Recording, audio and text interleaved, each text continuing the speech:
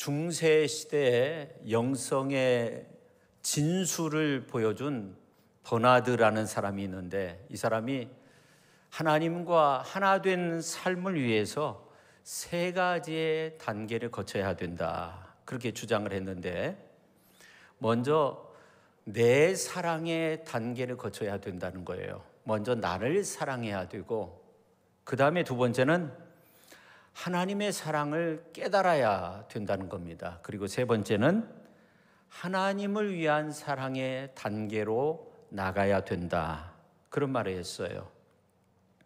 그래서 버나드는 늘 하나님의 사랑을 묵상하며 하나님을 생각하면서 나는 무엇을 위해 사는가, 그리고 나의 사랑은 과연 하나님을 위한 사랑이었는가 고민하면서 살다가 보니까 이 사람이 나중에는 성자라는 그러한 칭호를 받게 되었다고 합니다.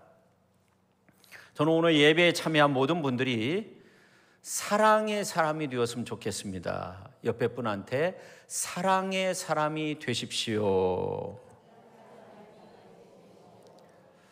이 사랑에는 세 가지 유형이 있다고 합니다. 첫 번째는 친밀감, 그 다음에 열정, 그 다음에 희생이 필요하다고 해요. 이 세 가지 중에 하나만 빠져도 잘 조화를 이루지 못한 그런 좋지 않은 사랑의 모습을 지닌다고 해요. 근데 나이가 들수록 이 수치가 떨어지는 부분이 열정이 사라진다고 하죠. 헌신, 친밀감 이러한 것들은 있는데 열정이 식어버리는 경우가 많이 있다고 합니다. 그래서 요즘은 이제 스킨십이 필요하다, 그런 말들을 하는데, 스턴버그가 주장한 것인데 사랑의 첫 번째 유형은 친밀감이라는 겁니다. 창세기 2장에 있는 말씀을 보면 그 부부의 관계를 하나 되는 것으로 그렇게 말하고 있는데, 이 사랑의 관계를 성경에서는 결국 남편이 아내를 사랑하고 아내가 남편을 사랑하는 것은 자기를 사랑하는 것으로 그렇게 말합니다. 그러니까 자기를 사랑할 줄 모르는 사람이 어떻게 남을 사랑할 수 있겠어요? 근데 한 가족 안에서도 이 남성은 칭찬에 굶주려 있다고 합니다.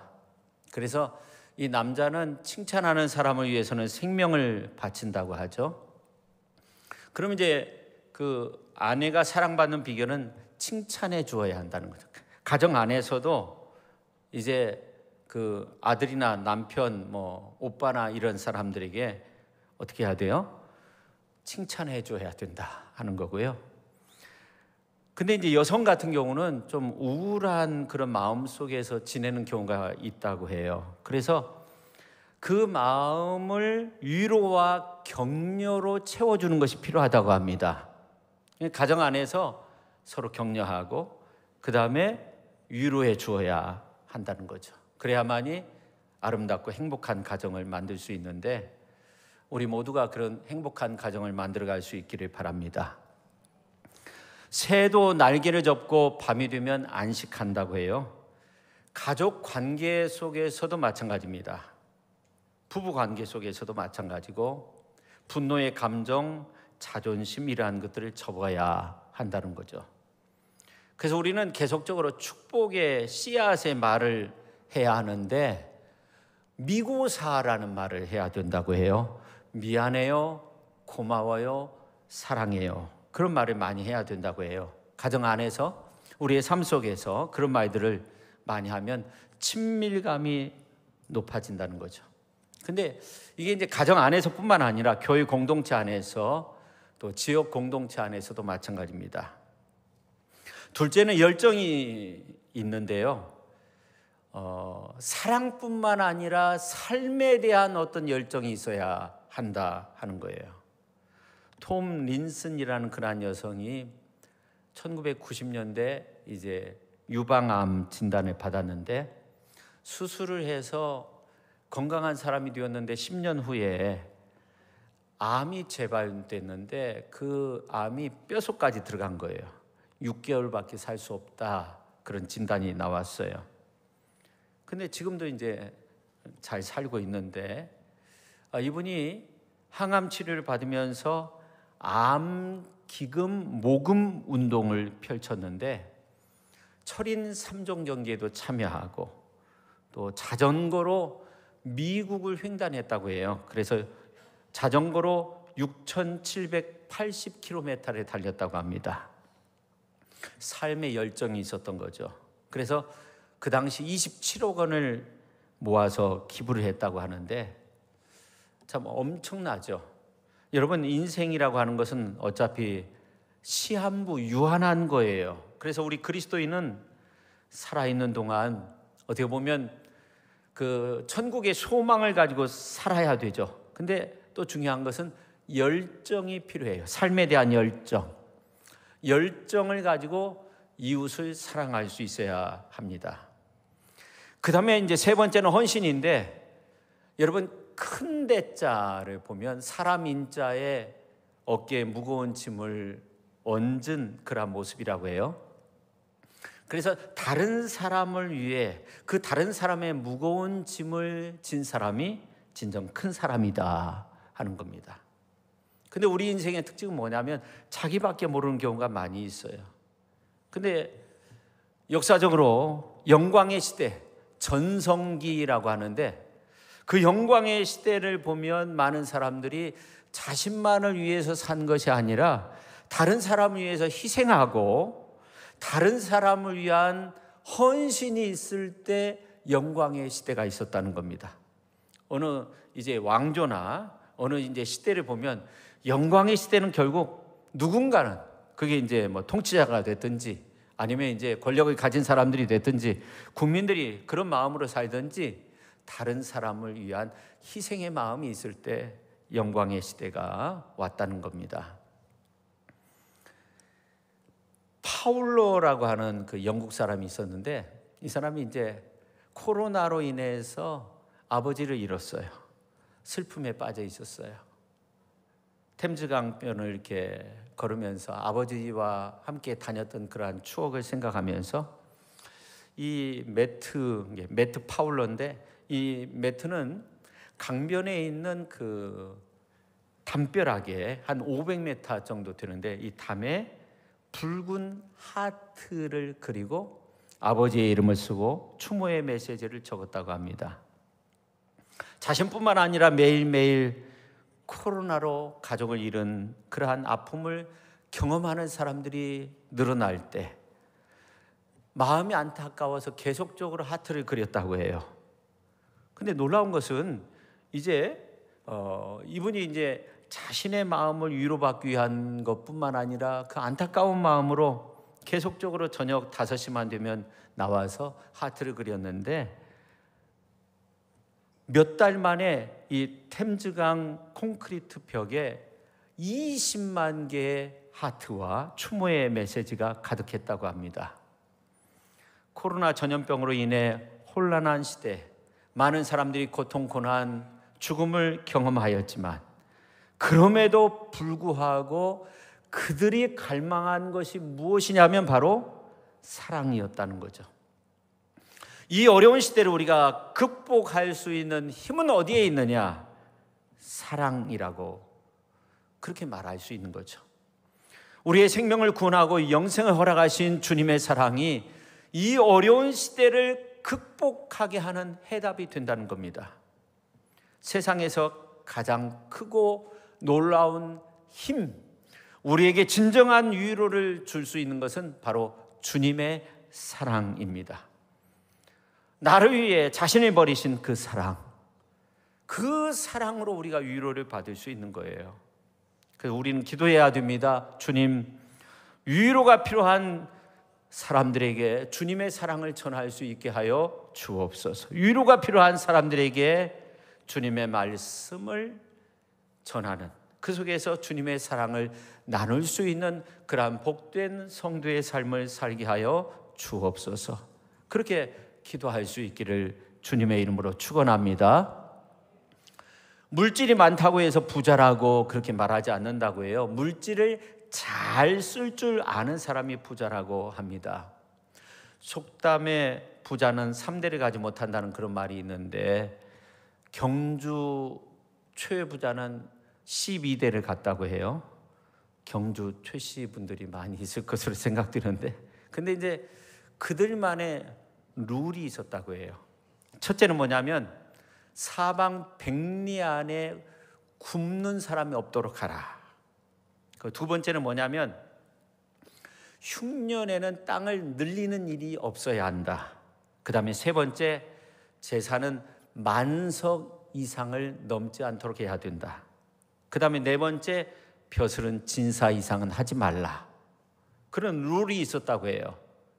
그래서 12대까지 정말로 아주 부유한 그러한 집안을 이루었다고 하는데, 어떻게 보면 다른 사람의 그 무거운 짐을 짊어졌기 때문에 진정 큰 부자였던 거죠. 스텐버그의 말처럼 이 사랑에는 친밀감도 있어야 되고 열정도 있어야 되는데 헌신을 빼놓을 수 없는 거예요. 스텐버그는 이 세 가지 가운데 하나만 아니면 두 개만 가지고 사랑을 설명할 수가 없었어요. 어느 정도 위에까지는 설명이 되는데 사랑은 그게 아니었어요. 그래서 예를 들어서 친밀감, 열정이 합해지면 낭만적인 어떤 사랑의 모습을 만들 수 있는데 거기에서 멈춰지고, 친밀감, 헌신이 만나면 동반자적 사랑으로 발전하기는 하지만 거기에서 멈춰지는 거예요. 열정과 헌신이 만나면 맹목적인 그러한 사랑의 모습으로 그쳐지게 된다는 거죠. 그래서 스턴버그는 이런 결론을 내렸어요. 이 중에 하나만 부족해도 진정한 사랑을 할 수 없다 하는 겁니다. 그래서 이 세 가지를 다 갖춰야 되는데, 친밀감, 열정, 헌신이 필요한데 이 세 가지를 갖춘다는 것이 참 쉬운 일은 아니죠. 우리가 세상을 살다가 보면 어느 날 자신을 돌아볼 때 열정이 사라진 채 살아가는 자신의 모습을 발견할 때도 있고, 어떤 때는 친밀감이 사라져가지고 이제 내 옆에 있는 사람이 굉장히 멀게, 낯설게 느껴질 때도 있습니다. 나중에는 상대에 대한 정서가 메마르고 의무감만 남아서 이게 사랑인가, 이게 인생인가, 그런 허무주의에 빠지기도 합니다. 쇼펜하우어는 그런 어떤 허무주의 속에서 사람들이 많이 다니는 길거리를 가다가 생각에 빠졌어요. 나는 누구냐 하는 거예요. 지금 나는 뭐 하고 있느냐, 그런 생각에 빠지게 됐다고 해요. 그러다가 이제 앞을 바라보고 가지만 생각에 빠져 있으니까 앞사람과 딱 부딪힌 거예요. 정면으로 부딪혔어요. 그러니까 앞사람이 하는 말이 뭐냐면, 당신 누구요? 그러니까 하는 말이 뭐냐면, 바로 그것이 문제입니다. 내가 지금 누구인가 그것을 생각하고 있었습니다. 그렇게 말했다고 하는데, 여러분, 내가 누굽니까? 남들이 이름을 부를 때 정말 나는 누구라고 생각합니까? 자녀가 나를 향해서 아버지, 어머니라고 그렇게 부를 때 나는 누구냐는 거예요. 아무개 아버지, 아무개 어머니일 뿐이지 나 자신은 아닌 거죠. 진정 나는 누구인가? 여러분은 자신을 누구라고 생각하고 있습니까? 깊이 생각할 문제입니다. 펄즈라는 분이 정말 건강한 사람은 어떤 사람인가? 내가 누구인가를 아는 사람이 건강한 사람이다. 나 자신의 정체를 아는 사람이 건강한 사람이다. 다른 사람들은 저 사람 참 유식하다 이렇게 생각하는데, 내가 볼 때는 정말 부족한 사람이에요. 다른 사람이 볼 때 저 사람 성공했다, 행복하다 생각하는데, 그러나 나는 성공하지 못했고 불행하다고 생각하면 그건 어떻게 되는 거예요? 사도 바울은 위대한 이방인의 사도였습니다. 모두가 하나님의 위대한 종으로 추앙하고 있을 때 로마서를 기록했는데, 로마서 7장 후반부에 있는 말씀을 보면 나는 원하는 선을 행할 수 없다는 거예요. 원치 않는 죄만 짓는 사람이라는 거예요. 그러면서 오라다는 곤고한 사람이로다 하면서 이 사망의 몸에서 누가 나를 건져내랴, 그렇게 고백을 합니다. 그리고 고린도전서 15장에 있는 말씀을 보면 나의 나됨은 오직 하나님의 은혜라고 그렇게 고백을 합니다. 그때는 자기의 정체성을 알고 있었던 거죠. 장점이든지 단점이든지 그것을 아는 것이 사실은 나에게 있어서 중요한 일입니다. 여러분이 누구라고 생각합니까? 여러분은 여러분 자신을 위해서 어떤 기도를 해야 됩니까? 오늘 예수님이 드린 그 기도의 내용을 통해서 저는 이러한 질문에 답을 할 수 있다고 생각합니다. 내가 누구인가? 그리고 내가 어떤 기도를 해야 되는가? 이러한 것에 대한 답을 할 수 있다고 생각하는데, 요한복음서 17장 전체는 예수님의 기도문입니다. 예수님은 이 기도를 마치고 난 다음에 이제 끌려가게 되죠. 대제사장 바리새인들이 이제 예수님을 끌고 가서 빌라도 앞에 세우고 신문을 받게 되고 결국 십자가까지 달려 죽게 되죠. 우리가 요한복음서 18장 첫 부분 1절에서 3절에 있는 말씀을 우리가 같이 한번 읽어볼까요? 예수께서 이 말씀하시고 제자들과 함께 기드론 시내 건너편으로 나가시니 그곳에 동산이 있는데 제자들과 함께 들어가시니라. 그곳은 가끔 예수께서 제자들과 모이시는 곳이므로 예수를 파는 유다도 그곳을 알더라. 유다가 군대와 대제사장들과 바리새인들에게서 얻은 아랫사람들을 데리고 등과 횃불과 무기를 가지고 그리로 오는지라. 아멘. 이것을 보면 예수께서 기도하신 것은 어떻게 보면 십자가를 지기 위한 거죠. 십자가를 짊어지기 위한 것이었습니다. 그야말로 이제 비참하게 십자가상에서 죽임을 당할 수밖에 없는 일련의 이 사건들이 숨가쁘게 진행되는 그러한 그 한 부분이었던 겁니다. 위기 앞에서 들이신 그 예수님의 모습, 그 모습을 보니까 어떤 분노, 원한, 탄식, 절망 이런 단어가 전혀 없다는 거예요. 오늘 이제 말씀을 보면 1절, 4절, 5절 말씀을 보면 영화라는 그런 단어가 나오고요. 2절, 3절에 보면 영생, 영광이라는 단어도 10절, 22절, 24절에 나오고요. 기쁨이라는 단어도 나와요. 진리라는 단어도 나와요. 사랑이라는 그런 단어. 십자가를 앞에 두고 지금 기도하고 있는데 사랑이라는 단어도 나와요. 그리고 특별히 반복되는 말이 영화롭게 하셨다. 영광스럽게 만드신다. 그런 말씀이에요. 예수께서 십자가의 고난과 죽음을 앞두고 기도하시면서 하나님의 영광을 말씀하셨다는 것 놀랍지 않습니까? 그럼 묻지 않을 수 없죠. 그러면 예수님이 말씀하시는 그 영광은 어떤 것인가 하는 겁니다. 오늘 1절에 보면 예수께서 이 말씀하시고 눈을 들어 하늘을 우러러 이르시되 아버지여 때가 이르러 싸우니 그렇게 말씀하고 있어요. 그러면서 아들을 영화롭게 하사 아들로 아버지를 영화롭게 하옵소서 그렇게 말하고 있는데 1절에 있는 그 말씀 가운데 보니까 때라는 말이 나오는데 이것은 예수님이 십자가에 달려 죽으시는 그 때를 말하는 겁니다. 어떻게 보면 실패의 순간, 절망의 순간, 세상적으로 볼 때 모든 것이 다 허물어져 가는 그러한 순간, 왜냐하면 십자가를 져야 되는 겁니다. 그러나 이때 예수님은 아들을 영화롭게 하사 아들로 아버지를 영화롭게 하여 주옵소서 그렇게 기도하고 있습니다. 이 말은 무슨 말입니까? 제가 최선을 다했습니다. 저는 억울합니다. 왜 제가 십자가를 져야 됩니까? 왜 마지막에 이렇게 마쳐야 합니까? 그런 탄원하는 기도가 아니었다는 겁니다. 예수님의 사역과 그 결과에 대한 예수님의 평가는 세상적인 평가와는 전혀 달랐습니다. 근본적으로 달랐습니다. 아버지께서 나에게 맡기신 그 사명을 제가 완수했습니다. 이제 지게 될 그 십자가는 실패가 아니라 성공이고 패배가 아니라 승리의 십자가라는 겁니다. 그래서 예수님의 삶의 가장 절망의 순간에 때라고 할 수 있는데 그때 감사와 감격 속에서 기쁨과 은혜 속에서 기도를 하고 있다는 겁니다. 오늘 4절 말씀을 보십시오. 자, 4절 같이 한번 읽겠습니다.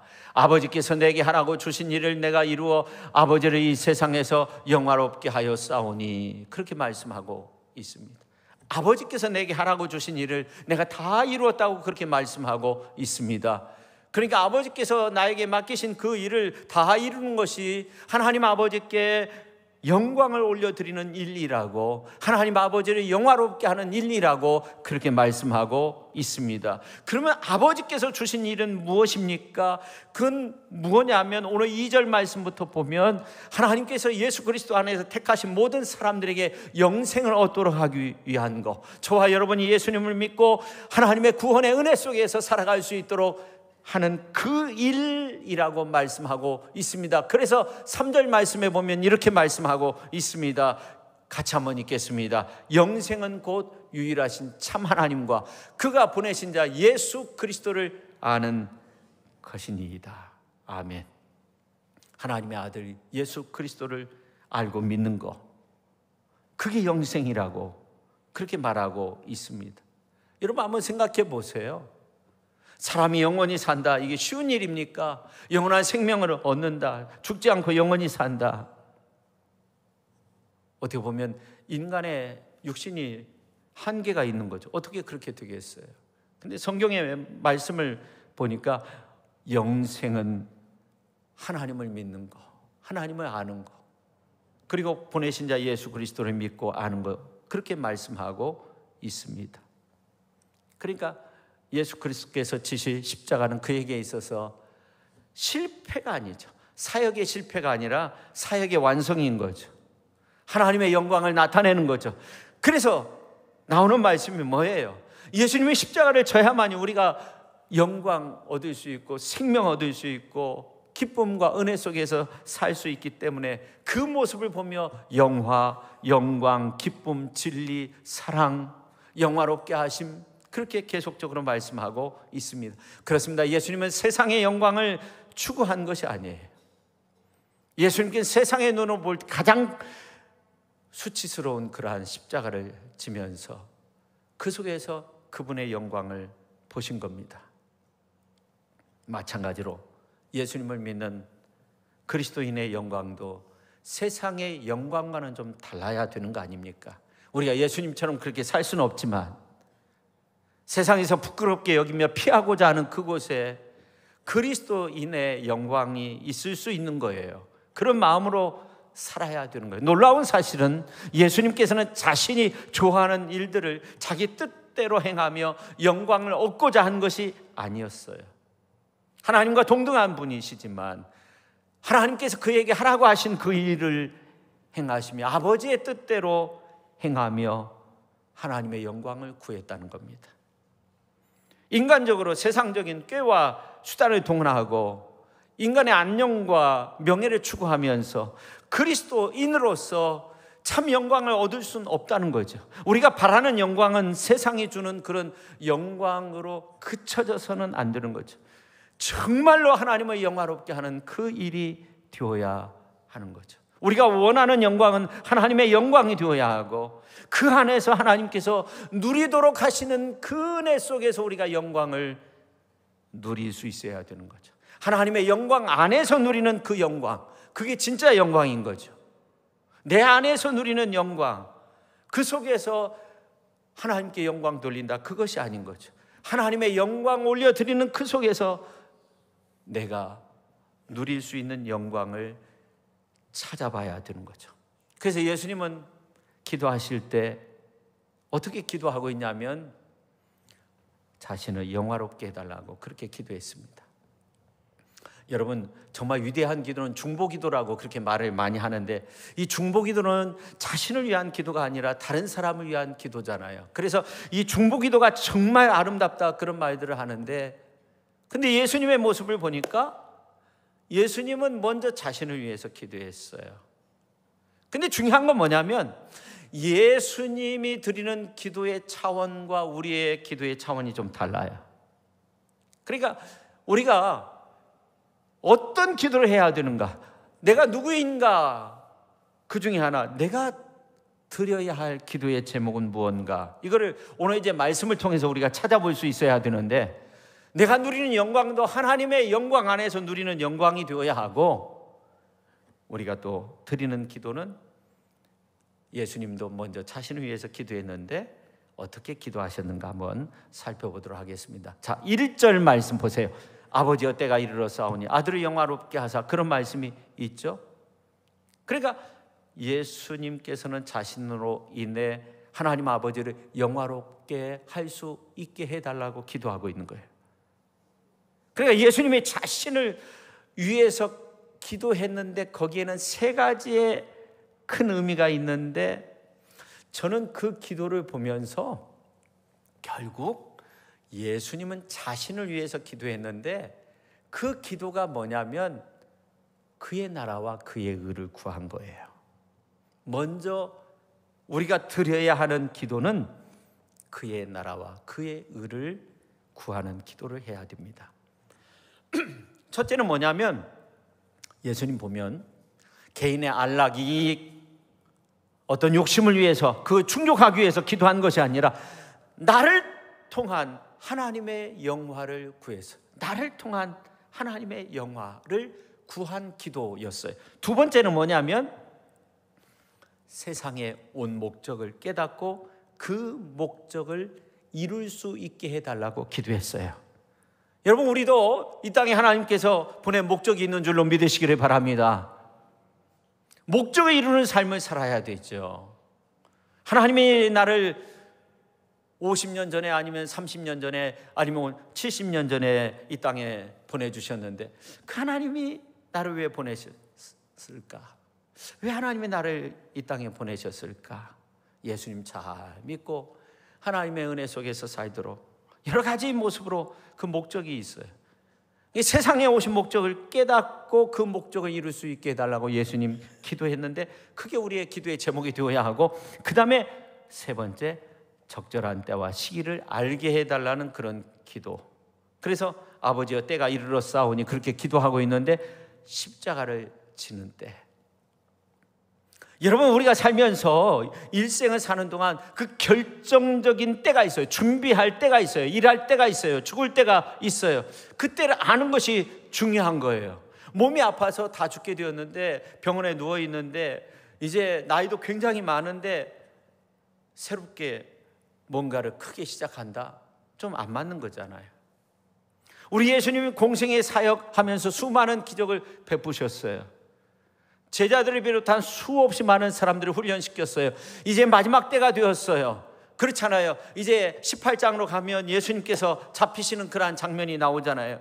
근데 마지막 때가 되어서 아들을 영화롭게 해달라고, 이 십자가를 피하지 않게 해달라고. 우리는 적절한 때를 알지 못하지만 예수님은 그때를 완전히 알았지만, 오늘 우리들도 어느 정도는 그때를 알고, 그러면서 우리는 항상 하나님을 영화롭게 하는 그러한 삶. 내가 어떤 사업을 시작해요, 어떤 일을 시작해요, 내가 어떤 공부를 해요, 내가 어떤 일들을 계획하고 있어요. 하나님, 내가 이 일을 통해서 하나님을 영화롭게 해달라고 그렇게 기도할 수 있어야 되는 거죠. 어떤 때는요, 신앙생활 하다가 내가 이 일을 계속 해야 되나, 신앙을 포기하고 싶은, 시험 들었다고 그렇게 표현할 수 있는데, 근데 예수님의 모습을 보십시오. 내가 가던 그 길을 계속 걷게 해달라고 그렇게 기도하고 있어요. 자, 5절 말씀 보세요. 같이 한번 읽겠습니다. 아버지여, 창세전에 내가 아버지와 함께 가졌던 영화로서 지금도 아버지와 함께 나를 영화롭게 하옵소서. 지금도 아버지와 함께 나를, 뭐라고 말씀하고 있어요? 지금도 아버지와 함께 나를 영화롭게 하옵소서. 지금도라는 표현을 쓰고 있어요. 마지막 순간인데 지금도. 그러니까 이 기도는 계속적으로 그 사명을 감당케 해달라는 기도예요. 창세전에 가졌던, 아버지와 함께 가졌던 그 영화, 하늘에 있는 권세를 뜻하는 겁니다. 그 권세를 계속 유지하면서 이제 그 가운데 나에게 맡겨진 그 귀한 사명을 계속적으로 지금도 잘 감당할 수 있도록 해달라고. 오늘 우리가 그런 기도를 해야 돼. 그게 결국 그의 나라와 그의 의를 먼저 구하는 삶의 모습이 아닙니까? 여러분, 창세전에 아버지 안에 있었던 영화는요, 만민을 다스리는 권세. 그래서 예수님께서 이제 갈릴리, 예수님께서 지시하신 그 산에 부활하신 이후에 제자들을 모아놓고 하신 말씀이 뭐예요? 하늘과 땅의 모든 권세를 내게 주셨으니 그러므로 너희는 가서 모든 민족을 제자로 삼아 아버지와 아들과 성령의 이름으로 세례를 베푸고 내가 너희에게 분부한 모든 것을 가르쳐 지키게 하라. 세상 끝날까지 너희와 항상 함께 하겠다. 주님이 말씀하셨어요. 그러니까 우리에게 주신 그 귀한 사명, 그 은혜, 그 능력, 나에게 주신 그 달란트, 그 귀한 것을 가지고 끝까지 그 사명을 감당케 해달라고. 힘들고 지칠 때, 실망할 때 우리가 그때 기도하는 거예요. 하나님, 어떻게든지 내가 이 귀한 사명 잘 감당케 하여 주옵소서. 여러 가지 모습으로 하나님을 찬양하고 여러 가지 모습으로 예배 자리에 참여하고 어려움 속에 있지만 하나님, 지금도 이 사명을 잘 감당케 하여 주옵소서. 그렇게 기도로 승리를 이루는 저와 여러분 모두가 될 수 있기를 예수님의 이름으로 축원합니다. 그렇습니다. 영생이라고 하는 거는요, 단순히 그냥 오래 살거나 멸망하지 않거나 그것이 아니에요. 유일하신 참 하나님을 아는 거예요. 믿는 거예요. 예수 그리스도를 믿는 거예요. 아는 거예요. 안다는 것은 믿는 것보다 더 깊은 그런 관계 속에 들어가야 돼요. 예수님과 동행하는 그런 복된 삶을 사실 수 있기를 주님의 이름으로 축원합니다. 옆에 분한테 주님과 동행하십시오.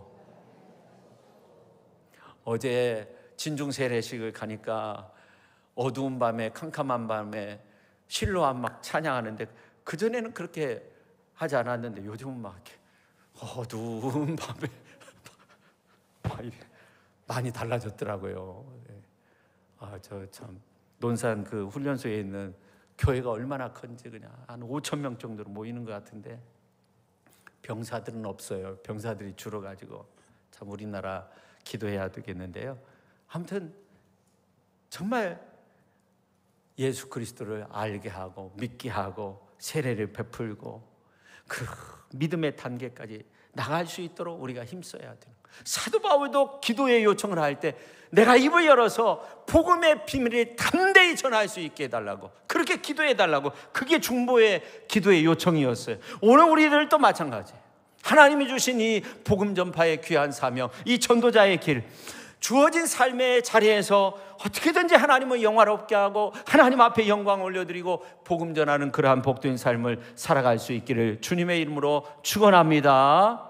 이제 말씀을 마치려고 하는데 예수님께서 직접 여러분을 위해 오늘 또 기도하고 계신다는 그런 믿음을 가지시기를 바랍니다. 왜냐하면 이 17장에 있는 말씀을 보면 우리의 한 사람 한 사람을 위한 기도의 내용들도 기록이 되어져 있어요. 여러분, 하나님께서 오늘 이 놀라운 비밀을 우리에게 말씀하고 있는데 주님께서 주신 믿음을 지키며 주님을 따르려고 할 때 우리에게 닥치는 어려움도 분명히 있을 수 있어요. 십자가의 고난, 고통이 있을 수 있어요. 정말 이게 십자가의 고난이다. 근데 주님은요, 그 십자가를 패배나 수치나 절망감으로 받아들이지 않았다는 것이 중요해요.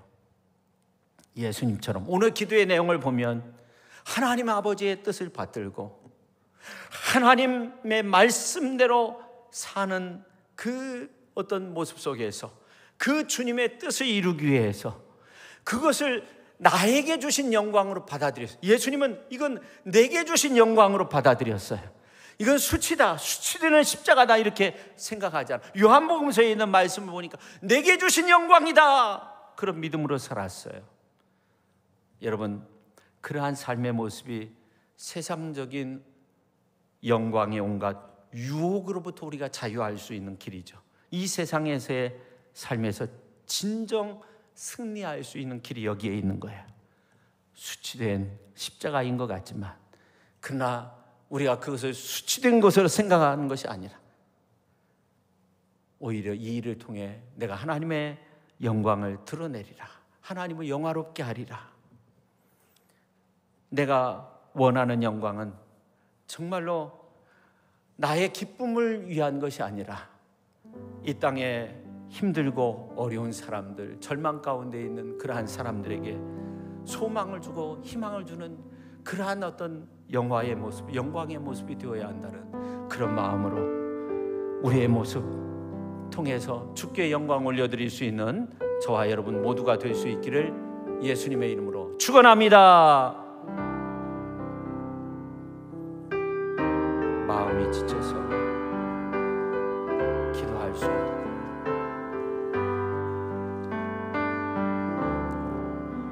마음이 지쳐서 기도할 수 없고, 눈물이 빗물처럼 흘러내릴 때 주님은 우리 연약함을 아시고 사랑으로 인도하시네. 누군가 널 위하여, 누군가 널 위하여,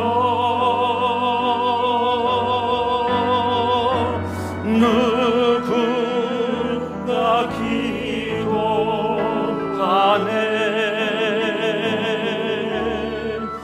내가 홀로 외로워서 마음이 무너질 때 누군가 널 위해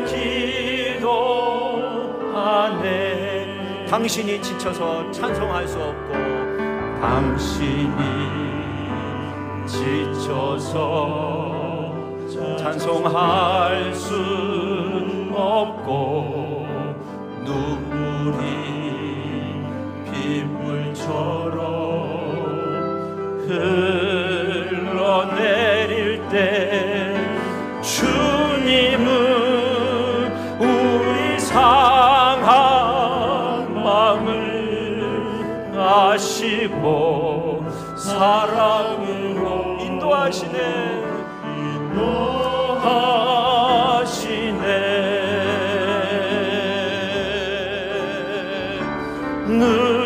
누군가 널 위하여,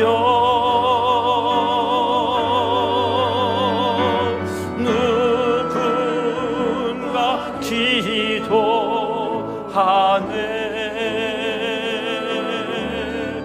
내가 홀로 외로워서 마음이 무너질 때 누군가 널 위해, 누군가 널 위하여, 아멘. 누군가 널 위하여,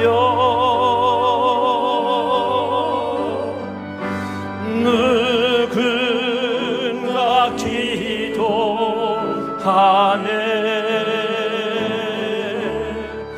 내가 홀로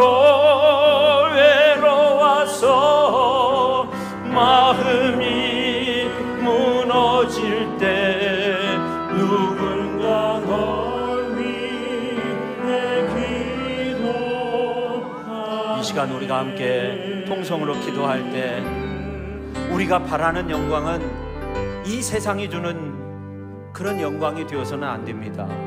하나님을 영화롭게 하지도 않는 그 일 속에서 우리의 영광을 누려서는 안 되는 겁니다. 우리가 원하는 영광은 오직 하나님의 영광이고, 그 안에서 하나님께서 우리에게 누리도록 하시는 그 베푸시는 그 영광 가운데서 우리가 살아갈 수 있도록 해달라고 그렇게 함께 기도하도록 하겠습니다. 하나님 아버지, 오늘 우리에게 이렇게 귀한 말씀의 자리에 인도하여 주시고 또 예배의 자리에 인도하여 주시니 감사드립니다. 하나님 아버지, 지금까지 우리가 바라는 영광은 세상이 주는 그러한 영광을 바라보면서 살아왔습니다. 하나님, 우리를 용서하여 주옵소서. 하나님은 영화롭게도 하지 않는 그 일 속에서 우리는 영광을 누리려고 그렇게 힘써왔지만 그러나 얻은 것은 아무것도 없었습니다. 이제 앞으로 우리가 원하는 영광은 하나님의 영광이 되게 하여 주시고, 그 안에서 하나님께서 우리에게 누리도록 베푸시는 그 영광 가운데 살아가는 우리의 모습이 되도록 하나님 우리를 붙잡아 주옵소서.